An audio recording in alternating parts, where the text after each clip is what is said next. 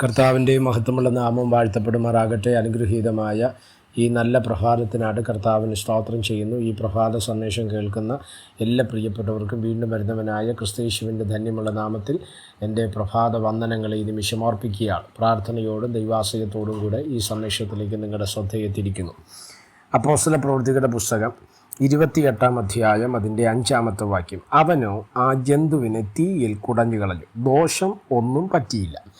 ഈ വാക്യങ്ങൾക്കാണ് ദൈവത്തിന് സ്തോത്രം ചെയ്യുന്നത്. വളരെ അനുഗ്രഹിക്കപ്പെട്ടൊരു ചിന്തയാണ് ഇന്ന് പ്രഭാതത്തിൽ നിങ്ങളുമായി പങ്കുവയ്ക്കുവാൻ കർത്താവിൽ ശരണപ്പെടുന്നത്. ശ്രദ്ധിച്ച്, അപ്പോസ്തലനായ പൗലോസിൻ്റെ ശുശ്രൂഷയോടുള്ള ബന്ധത്തിൽ നേരിട്ട ഒരു യാത്ര, ആ യാത്രയുടെ അന്ത്യത്തിൽ അല്ലെങ്കിൽ അതിൻ്റെ അവസാന സമയങ്ങളിൽ വന്നു നിൽക്കുന്നത് കപ്പലൊക്കെ തകർന്ന് അതിനകത്തിരിക്കുന്ന ആൾക്കാരെല്ലാം പലതരത്തിൽ, അതിലേക്ക് കപ്പൽ തകർന്നതിൻ്റെ അതിൻ്റെ പലകമേലും കണ്ണങ്ങളുടെ മേലൊക്കെ കയറി ഇവരെല്ലാം രക്ഷപ്പെട്ട് മെലീത്തയിലേക്ക് എത്തി. മെലീത്തയിൽ എത്തുന്ന സമയത്ത് അവിടെ മൊത്തം തണുപ്പിൻ്റെ ഒരു അന്തരീക്ഷം, തണുപ്പായിരിക്കുന്ന ഒരു മേഖല.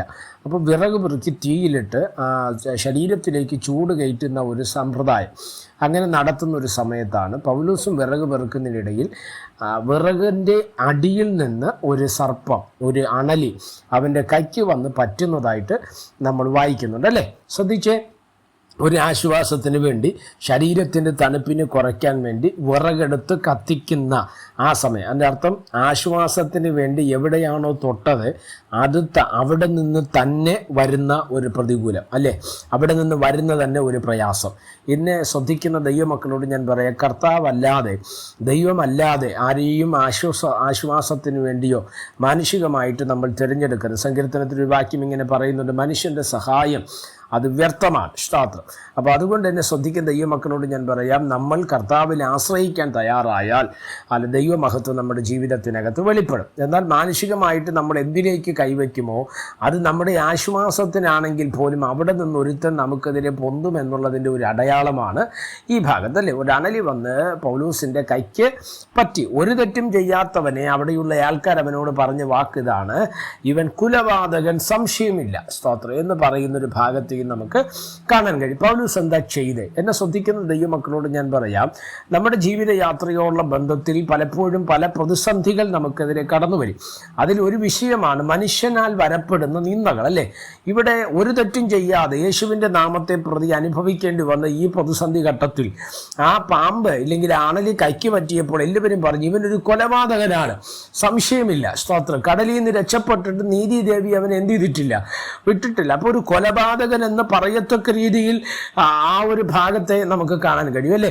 എന്നെ ശ്രദ്ധിക്കുന്നത്. എന്നാൽ അത്രയും നിന്ദകൾ, ആക്ഷേപങ്ങൾ, പരിഹാസങ്ങൾ ഇവിടെ കേൾക്കുമ്പോഴും പൗലോസ് അപ്പോസ്തലൻ അദ്ദേഹത്തെക്കുറിച്ച് മനസ്സിലാക്കി. എന്നെ ശ്രദ്ധിക്കുന്ന ദൈവമക്കളോട് ഞാൻ പറയാം, ഞാനും നിങ്ങളും പല തരത്തിലുള്ള പ്രതിസന്ധികളിലൂടെ കടന്നു പോകേണ്ടി വരുമ്പോഴും ഒരു കാര്യം നിങ്ങൾ മനസ്സിലാക്കുക, നമ്മൾ പ്രാപിച്ചിരിക്കുന്ന ദൈവകൃപ, നമ്മൾ പ്രാപിച്ചിരിക്കുന്ന അഭിഷേകം, നമ്മുടെ അകത്തിരിക്കുന്ന യേശു കർത്താവ് എന്ന ലോകരക്ഷിതാവിനെ കുറിച്ച് മറ്റുള്ളവർക്ക് ബോധ്യം വന്നില്ലെങ്കിലും കുറഞ്ഞ പക്ഷം നമുക്കെങ്കിലും ആ ബോധ്യം പ്രാപിച്ചെടുക്കേണ്ടത് ആവശ്യമാണ്. അതാണ് തിമോഥെയോസ് ലേഖനത്തിനകത്ത് പൗലോസ് അപ്പോസ്തലൻ പറയുന്നത്, ഞാൻ ആരെ വിശ്വസിച്ചിരിക്കുന്നു എന്ന് ഞാൻ അറിയുന്നു, അവൻ എൻ്റെ ഉപനിധി അവസാനത്തോളം കാക്കുവാൻ ദൈവം ശക്തനാണ് എന്ന് പറയുന്ന ഭാഗം പൗലോസ് അത് മനസ്സിലാക്കിയത് കൊണ്ടാണ് ആ കൈക്ക് പറ്റി അതേ ജന്തുവിനെ തീയിലേക്ക് കുടഞ്ഞു കളയുവാൻ തക്കവണ്ണം ഇടവന്നു.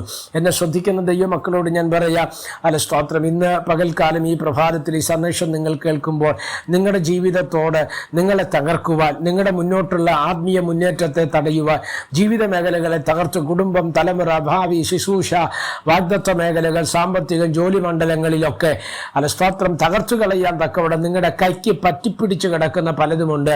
ഇന്ന് പ്രഭാതത്തിൽ ഈ സന്ദേശം നിങ്ങൾ കേൾക്കുമ്പോൾ ഒരു കാര്യം മനസ്സിലാക്കുക, അതിനെ കുടഞ്ഞു കളയുവാൻ തക്കവണ്ണം ഇടയാകണം.